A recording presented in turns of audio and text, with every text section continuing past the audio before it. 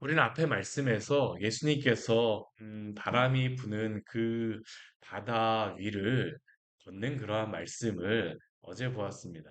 그리고 이 이적을 통하여서 예수님께서 보여주시고자 하시는 것은 이적 자체라기보다는 제자들에게 예수님이 어떠한 분인가를 알게 하기를 원하셨죠. 예수님은 이적이나 기적을 행하시는 게 예수님의 목적이 아니라 예수님이 어떠한 분인가를 알기를 원하세요. 근데 우리는 어떻습니까? 예수님이 어떠한 분인가를 알고 믿기보다는 그냥 나에게 필요한 무엇인가가 성취되고 이루어지기를 원합니다. 어제 그 바다 위를 걸으시는 예수님 그 말씀 이전에 얼마나 많은 이적들을 행하셨습니까? 그거를 통하여 예수님께서 증명하여 주시고 오병이어를 통해서 분명히 보여주시는 것은 내가 바로 하나님의 약속한 그 분이요. 신구약 성경에 그 약속한 그 생명의 떡으로 오셨다라는 것을 보여주시고 알아듣지 못하니까 어떻습니까? 직접 무리를 걸으심으로 안심하라 내니 두려워하지 말라. 나다, 나다, 나야, 나야. 내가 바로 하나님의 아들 예수 그리스도, 내가 바로 하나님이다라는 것을 예수님이 보여주신 것입니다. 그런데도 사람들은 어떻습니까? 이거 알아듣기가 힘듭니다. 예수님의 주변을 보면 우리가 마태복음, 그 마가복음, 뭐 누가복음, 요한복음 말씀을 보게 되면 한 세 부류의 정도의 사람들이 예수님 주변에 모여 있는 것을 우리가 발견할 수 있어요. 첫 번째 사람들은 어떠한 사람들이라고 할 수 있냐 하면 어, 무리들입니다. 무리들. 많은 사람들이 그냥 모여 있습니다. 많은 사람들이 모여 있어요.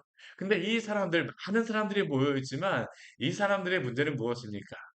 예수님이 예수님이신 것을 잘 알지를 못합니다. 이적과 기적에 더 관심이 많아요. 눈에 보이는 것에만 관심이 있죠. 피상적으로만 예수님을 믿는 겁니다. 근데 이 피상성만 가지고 있으면 문제는 무엇일까요? 어떠한 고난이나 환란, 그리고 염려나 근심이 있을 때가 있게 되면 여지없이 떠나게 되죠. 이게 바로 피상성을 가지는 그러한 신앙의 특징입니다. 그리고 또 다른 부류는 어떠한 부류가 있을까요? 제자들입니다. 이 제자들 같은 경우는 많은 무리에 있긴 하지만 무리는 아니에요. 이들은 예수님이 누구인가를 알게 됩니다. 예수님께서 깨닫게 해주시죠. 물론 알게 해주시기도 하지만 이들은 예수님을 향해서 갈망함을 갖고 또 주님을 알고자 합니다. 성령께서 그 마음에 역사해 주시기 때문입니다. 우리 어제 말씀에도 제가 그 말씀이 길어져서 제대로 보지 못하겠었는데요. 우리 6장 51절 말씀에 보면 이러한 말씀이 있어요. 우리 51절 말씀 같이 한번 읽겠습니다. 배에 올라 그들에게 가시니 바람이 그치는지라 제자들이 마음에 심히 놀라니 그들의 마음속이 어떻습니까? 예수님을 보면서 심히 놀랐다라고 이야기합니다. 이분이 도대체 누구인가? 단순히 이적 기적을 본 것으로만 그들이 놀란 것을 의미하는 게 아닙니다. 이 제자들이 지금 놀란 것은 예수님이 본질적으로 어떠한 분이신가에 대하여서 지금 놀라는 것입니다. 이적과 기적을 행하시는 분은 이미 그들은 많이 봤어요. 제자들이 단순히 그 바다를 잠잠케 하시는 것으로 놀랄 필요가 없습니다. 왜 그렇습니까? 이미 앞에서도 바다를 잠잠케 하셨거든요. 죽은 자를 살리셨습니다. 근데 이 무리를 걷는 것을 통하여서 이가 도대체 누구인가라는 것에 대한 인식이 있는 겁니다. 이것을 기록해 놓은 게 마태복음 말씀에 나와 있습니다. 그럼 마태복음 우리 같이 한번 볼까요? 마태복음 14장 33절 말씀에 보면 이러한 말씀이 있어요. 마태복음 14장 33절. 우리 오병이어의 그러한 말씀이 끝나고 난 다음에 무리를 걷는 말씀이 동일하게 나옵니다. 거의 순서가 뭐 비슷할 수밖에 없겠죠. 그렇죠? 조금 뭐 다른 사역들이 조금 들어가는 것들이 성경마다 조금 다르긴 하지만 33절 말씀 같이 한번 읽어볼까요? 배에 있는 사람들이 예수께 절하며 이르되 진실로 하나님의 아들이소이다 하더라. 아멘. 32절에 배에 함께 오름에 바람이 그치는지라. 우리 마가복음의 말씀은 뭐 이것을 한 절로서 뭐 말씀하는 것이라고 할 수 있는데 그런데 여기에는 더 다른 게 나와 있죠. 무엇입니까? 배에 있는 사람들이 예수님께 대해서 놀란 그 반응이 나옵니다. 그 놀란 반응이 무엇입니까? 절하며 이르되 진실로 하나님의 아들이로소이다 하더라. 단순히 그냥 이적과 기적에 놀란 것이 아니라 이분이야말로 하나님의 아들이 아닌가라는 게 바로 이 제자들 마음속에 일어났던 것입니다. 참 느리죠? 이런 거 보게 되면 아니 예수님 옆에서 그렇게 많은 말씀을 듣고 지금 한 어느 정도 시간이 지났냐면 예수님 옆에 2년 정도가 있었던 겁니다. 예수님 옆에 한 2년 정도 시간이 지났는데도 불구하고 이제야 이제야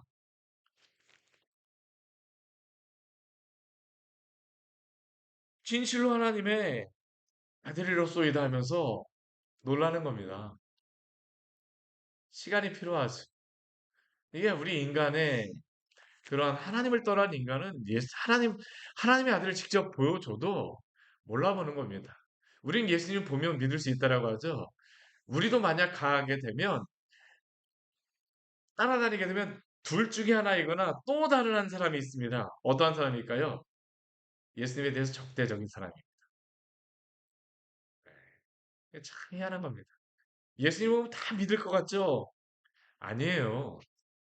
예수님을 보았던 사람이 예수님을 십자가에 못 박아 죽였습니다. 예수님에 대해서 호산나 다윗의 자손이여 하면서 그렇게 찬양하며 경배하며 막 그냥 자기 옷을 깔고 그 잎을 깔며 환영하였던 사람이 십자가에 못 박아라고 외쳤던 사람이 바로 이 예수님을 따라다녔던 사람들 중에 하나입니다. 무리들이라고 할 수 있죠. 오늘 이제 7장 이후의 말씀에 보면 예수님이 자신이 누구인가를 드러내시면서 훨씬 더 강력하게 예수님에 대하여서 이렇게 대적하는 예수님을 미워하는 그러한 사람들을 보여주기 시작합니다. 십자가의 그러한 길들이 이제 일어나는 거예요. 세례 요한이 죽고 오병이어가 끝나고 나면 예수님의 전반기 사역이 마무리되고 후반기 고난과 또한 십자가의 사역이 이제 시작되어지는 것을 볼 수 있습니다. 그것에 그 알 수 있는 게 무엇일까요? 오늘 우리 7장 1절 말씀해 보게 되면 이렇게 말씀을 우리에게 하고 있죠. 바리새인들과 또 서기관 중 몇이. 평소에도 바리새인과 서기관들이 예수님께 왔습니다. 근데 이 사람들이 조금 약간 다릅니다. 이전에 왔던 사람들과. 뒤에 보면 무엇이라고 나와 있습니까? 예루살렘에서 와서 예수께 모여들었다가. 이전에 바리새인들과 서기관들은 대부분 어디에 있던 바리새인들과 서기관들이었을까요? 이 갈릴리 지역에 있었던 그런 바리새인들과 서기관들, 종교 지도자들, 뭐 그러한 사람들, 뭐 그 주변에 있었던 그런 사람들이라고 할 수 있습니다. 근데 예수님의 그러한 이적과 기적과 함께 안식일을 어겼다라고 하는 그러한 것들을 소리를 듣고 그 사람들 그 갈릴리에 있던 사람들 가운데서 안식을 어겼기 때문에 예수님을 죽이고자 하는 마음이 든 겁니다. 그러니까 이제는 한번 점검해 주세요 하고서 누구를 불렀을까요? 예루살렘에서 직접 사람들에게 연락하고 그 사람들이 내려온 것입니다. 이 사람들은 예수님에 대해서 어떤 마음이 들었을까요? 두고 보자입니다. See you again. 두고 보자. 너가 무엇을 하나 두고 보자. 예수님이 무엇을 하는가 계속 지켜보고 있는 겁니다. 왜 지켜보고 있습니까? 예수님 믿기 위하였습니까? 아닙니다. 오히려 길가가 바깥 같은 그러한 마음이라고 이들은 할 수 있겠죠. 이들이 와서 예수님께 있으면서 모여들면서 지켜보고 있습니다. 무엇을 지켜보고 있습니까? 제자 중 몇 사람이 부정한 곧 씻지 아니한 손으로 떡 먹는 것을 보았습니다. 처음에는 이것을 뭐 지켜보려고 했다기보다는 처음에는 그냥 주시했을 것입니다. 무심코 막 지켜보면서 정말로 저가 하나님의 말씀을 지키는가 안 지키는가, 율법을 지키는가 아니 지키는가, 손을 씻는 것이 좋을까요 나쁠까요? 좋은 것입니다. 나쁜 거 아니에요. 우리 코로나 때에도 딱 두 가지 강조했었잖아요. 손 씻기. 또한 손 씻고 나서 이런 뭐 그 손소독제 같은 거 바르거나 그런 거 하는 거 굉장히 강조하지 않았습니까? 이스라엘 백성, 이 유대인들이 이 흑사병이 창궐할 때에도 이 사람들은 거의 피해를 입지 않았다고 합니다. 왜 그렇습니까? 이들은 손 씻는 것을 잘했기 때문입니다. 손 씻는 것 자체가 나쁜 것은 아닙니다. 근데 문제는 무엇이냐면 이 손 씻는 것 자체를 무엇과 연관시켜서 생각을 하냐면 이 종교적인 것과 연관을 시켜서 이야기를 합니다. 물론 성경에도 손을 씻는 것이 나와 있습니다. 근데 이 손을 씻는 것이 어디에 하나님께서 말씀하신 것이냐면 우리 레위기 말씀에 보면 제사장들로 하여금 제사를 하기 전 그리고 또 하고 나서 그 하나님의 그러한 제물들을 만지고 할 때에 손을 씻도록 하는 것. 물두멍과 여러 가지 그 뭐 대야 같은 것들을 뭐 그런 것들을 만들어 놓는 이유가 바로 하나님을 예배하기 전에 정결케 하기 위하여서 이들로 하여금 손을 씻게 하였던 것입니다. 그런데 이들은 손을 씻는 것이 어떻게 되냐 하면 이것을 더 종교적인 의미를 그 안에다가 불어넣습니다. 그래서 이들은 손을 씻는 것을 굉장히 중요하게 여겨요. 왜 이것이 언제부터 이게 더 중요하게 여기기 시작했었냐 하면 이 바벨론에게 멸망하고 난 이후서부터 이러한 것이 더 강력해졌습니다. 왜냐하면 이 바벨론에 멸망하고 난 다음에 그들은 누구와 접촉하며 만나야 됩니까? 이방인들과 접촉하며 만나게 되어야 됩니다. 근데 그들이 이방인들과 접촉하며 만나다 보니까 그들이 이방인들을 만나면 자신들이 스스로 부정해진다라고 생각했습니다. 근데 성경에서 사실 그런 것들에 대해서는 말씀하지 않았었거든요. 레이기 말씀에서. 이방인들과 뭐 유출병, 뭐 나병 환자들 뭐 그런 것들에 대해서는 했지만 이방인들과 만났다라고 해서 뭐 그들가 뭐 손을 씻어야 된다? 그건 성경에 없습니다. 근데 이 유대인들이 이 바벨론에 가서 지내다 보니까 우리가 더 정결하고 거룩하게 살아야 된다. 이게 나쁜 것입니까? 좋은 것입니다. 근데 문제는 무엇입니까? 이것을 가지고 자신들이 깨끗해졌다라고 스스로를 생각하는 것입니다. 내가 이것을 하게 되면 나는 깨끗해. 내가 이 사람들 마음속에 있는 근본적인 것 중에 하나는 뭐냐면 나는 저들과 다르다. 나는 저들과 다른 그 하나님의 선택받은 백성이다. 나는 택함받은 백성이다. 근데 그들이 무엇으로 택함받은 백성을 구분하는 겁니까? 손 씻는 겁니다. 손자 열심히 씻는 것. 근데 나중에는 이것으로만 그친 게 아니라 이 유대인들끼리도 손을 씻느냐 안 씻느냐 가지고 서로 이것을 판단하는 겁니다. 이게 무엇입니까? 장로들의 전통이죠. 이들은 단순히 손 씻는 것으로만 그치지 않습니다. 뭐 그 주일에 저희 말씀 나눔하다가 쿰란도 잠깐 나왔었는데 쿰란에 가게 되면 되게 인상적인 게 뭐냐면 거기에 굉장히 깊은 그러한 그 물을 담아 놓는 수조들이 있습니다. 깊이가 어느 정도냐면 우리 교회 천장부터 한 이 정도 깊이 이거보다도 더 깊습니다. 굉장히 넓어요. 우리 교회 한 반 정도 되는 그러한 정수도 있어갖고, 보통 이러한 곳들이 굉장히 그 이스라엘 지역에 가면 많거든요. 왜냐하면 물을 저장하는 그러한 저장고로서의 역할을 하기 때문에. 근데 거기는 그게 좀 약간 의미가 다르더라고요. 물을 저장하는 그러한 의미도 있지만, 그곳에서 무엇을 했었냐면, 몸을 씻는 역할들을 하였습니다. 몸을 씻는 역할들을 했어요. 왜냐하면 그들이 스스로를 정결케 하기 위하여서입니다. 그 미크베라고 하는데 그 쿰란에 굉장히 많았습니다. 제가 평소에 다른 데 가보게 되면 한 군데, 두 군데 정도인데 거기는 수시로 다 그런 게 옆에 계속 있어요. 왜냐하면 거기 있는 사람들은 자신의 몸을 씻고 정결케 하는 것을 굉장히 중요하게 여겼기 때문이죠. 나쁩니까? 나쁜 것은 아니라고 봐요. 하나님을 거룩하게 섬기기 위해서 하는. 근데 문제는 무엇이냐면 그것으로서 내가 하나님께 거룩하게 되어졌다라는 것이 그들의 본질적인 문제겠죠. 그러다 보니까 어떻습니까? 하나님의 아들로 오신 예수님조차도 그것으로 판단하기 시작하는 겁니다. 성경에 나와 있습니까? 성경에 나와 있지 않습니다. 그래서 오늘 말씀에 보게 되면 우리 7장 3절 말씀에 보게 되면 바리새인들과 모든 유대인들은 장로들의 전통을 지키어라고 이야기를 하죠. 성경에 나와 있는 것이 아니라 무엇입니까? 장로들의 전통입니다. 나쁘다라기보다는 이것을 가지고 그 이상의 목적을 추구하고자 하기 때문에 이게 문제가 있다는 겁니다. 그래서 손을 씻지 않고는 음식을 먹지 않아야 했습니다. 시장에서 돌아와서도 그들은 꼭 손을 씻었고 물을 뿌리지 않고는 먹지도 아니하고 그 외에 여러 가지를 지키어 왔습니다. 왜 그렇습니까? 아까도 말씀드렸던 것 같이 부정한 자들을 수시로 다 이들은 만났기 때문입니다. 로마의 그러한 그 이제 식민지 가운데에서 이 갈릴리 지역에는 어 이 지역에는 로마의 그런 수경지도 있었어요. 로마 군인들이 있는 그러한 장소도 있어갖고 그들과 언제든지 마주칠 수 있었기 때문에 자신들이 부정해질 수 있었다라고 생각하는 겁니다. 그러니까 그 밖에서 돌아오게 되면 손을 씻고 뭐 여러 잔과 주발, 녹그릇을 씻으면서 음식을 먹었던 거죠. 그리고 그러한 가운데에 이 손을 씻지 않는 것을 보고선 예수님께 묻습니다. 바리새인들과 서기관들이 예수님께 묻습니다. 왜 물었을까요? 당신은 죄 지었습니다. 딱 이겁니다. 당신 죄 지었어요. 당신의 제자들도 죄를 지었습니다. 그 질문이 무엇입니까? 어찌하여 당신의 제자들은 장로들의 전통을 준행하지 아니하고 부정한 손으로 먹나이까? 여기에 중요한 한 단어가 있습니다. 무엇입니까? 부정이라고 하는 단어입니다. 부정, 부정, 부정. 우리가 앞에서 혈루증 든 여인을 예수님이 고치시고 또한 나병 환자를 고치세요.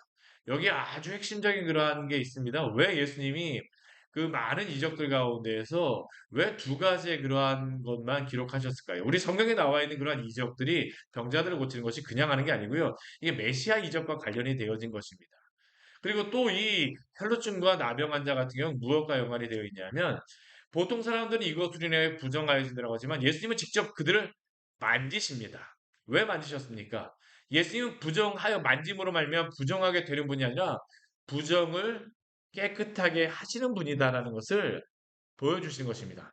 내가 바로 메시아다. 내가 바로 하나님의 아들이다라고 하는 것이 바로 그 이적 가운데에 드러난 것입니다. 그럼에도 불구하고 이들은 어떻습니까? 예수님께 와서 왜 당신들은 씻지 아니한 손으로 음식을 먹어서 부정하게 부정하게 그 음식을 먹습니까? 곧 이들이 생각하기에 예수님도 누구입니까? 죄인입니다. 이게 바로 그들이 예수님께 가졌던 그러한 생각입니다. 그러자 예수님께서 우리 7장 6절 말씀에 무엇이라고 말씀하십니까? 우리 7장 6절 말씀 같이 한번 읽어볼까요? 이르시되 이사야가 너희 외식하는 자에 대하여 잘 예언하였도다. 기록하였으되 이 백성이 입술로는 나를 공경하되 마음은 내게서 멀도다. 여기에 보게 되면 예수님께서 이사야서의 말씀을 인용하시죠. 이사야가 외식하는 자들에 대하여 잘 예언하였도다. 이 외식이라고 하는 의미가 무엇이냐면 연극하는 자라는 그러한 의미입니다. 이게 또 다른 그러한 의미상에서는 이게 뭐 겉에 덧칠하다라는 그러한 의미예요. 덧칠하다라는 그러한 의미. 예. 그러니까 그릇 같은 경우도 컵 있잖아요.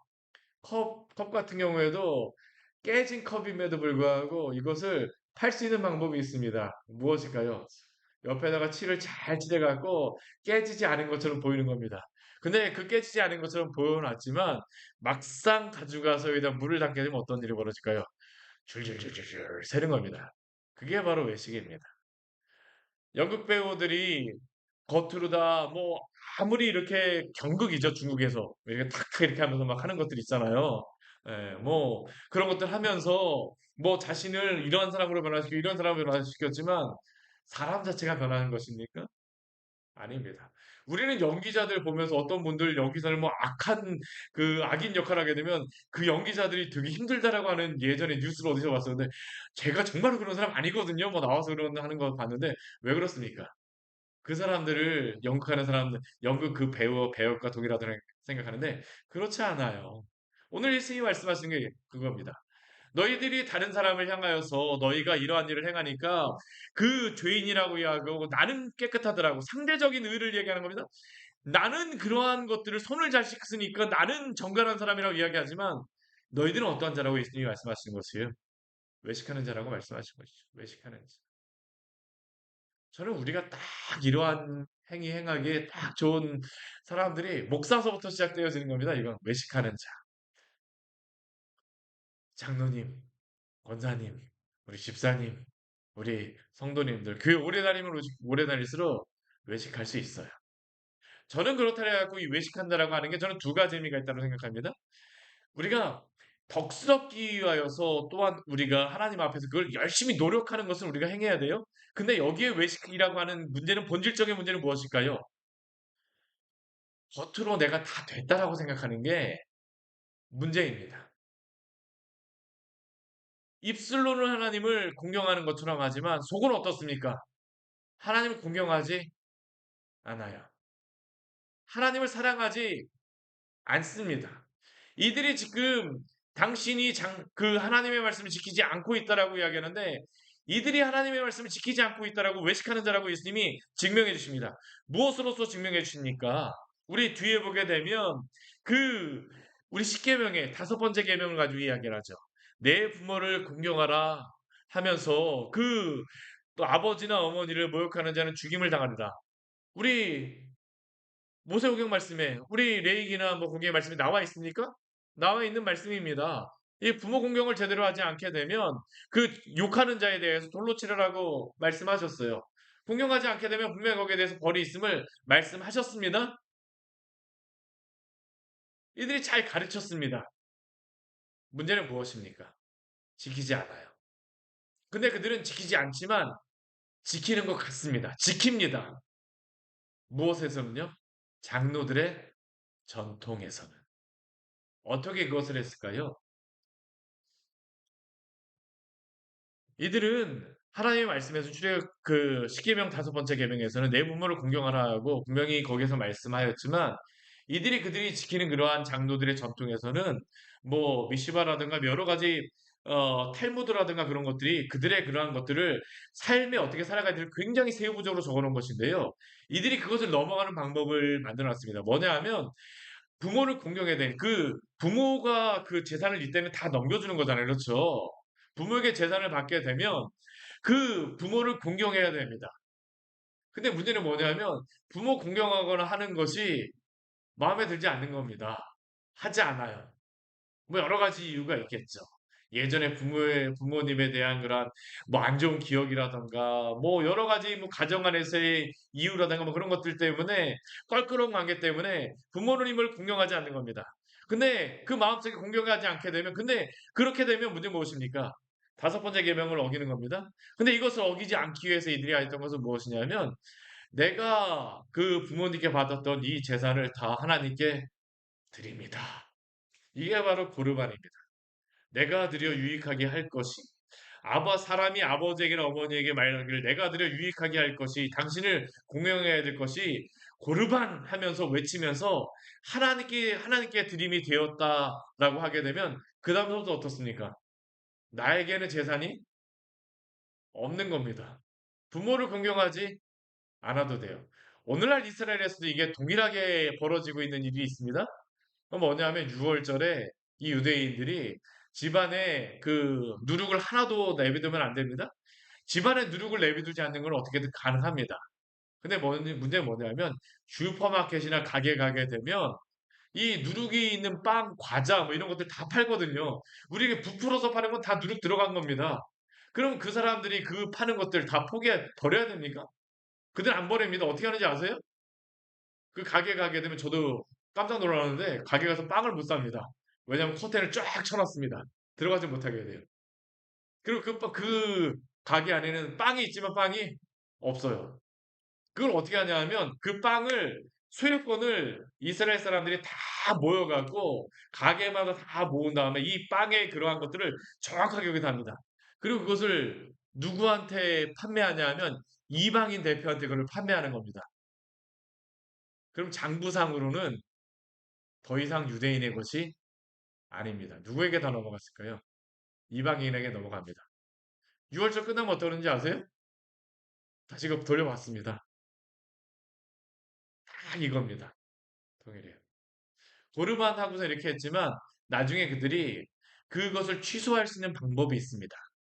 몇 세겔의 그러한 것들을 제사장에게 주게 되면 다시 자기의 재산을 넘겨받을 수가 있어요. 재산이 훨씬 더 많으니까 뭐 몇 세겔 주고 나서 사는 것보다 훨씬 더 이긴 겁니다. 그러면 그 다음부터 어떻게 할까요? 합법적으로 부모를 공경하지 않고 살 수가 있습니다. 십계명, 오계명 어겼습니까? 어겼습니다. 근데 그들의 장로의 전통에서는 어기지 않았습니다. 이게 바로 예수님이 그들에게 말씀하신 겁니다. 사람의 계명으로 교훈을 삼아 가르치니 나를 헛되이 경배하는도다.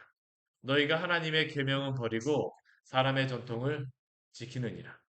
그들이 더욱더 하나님의 말씀을 지키는 것 같고 더욱더 손을 씻어서 거룩하게 되어주려고 하는 것 같지만 실질적으로는 그들은 하나님의 그러한 말씀을 지키지 않는 겁니다. 인간의 방법으로 율법을 지킨다고 구원받을 수 있을까요? 예수님 그렇지 않다라고 말씀하시는 겁니다.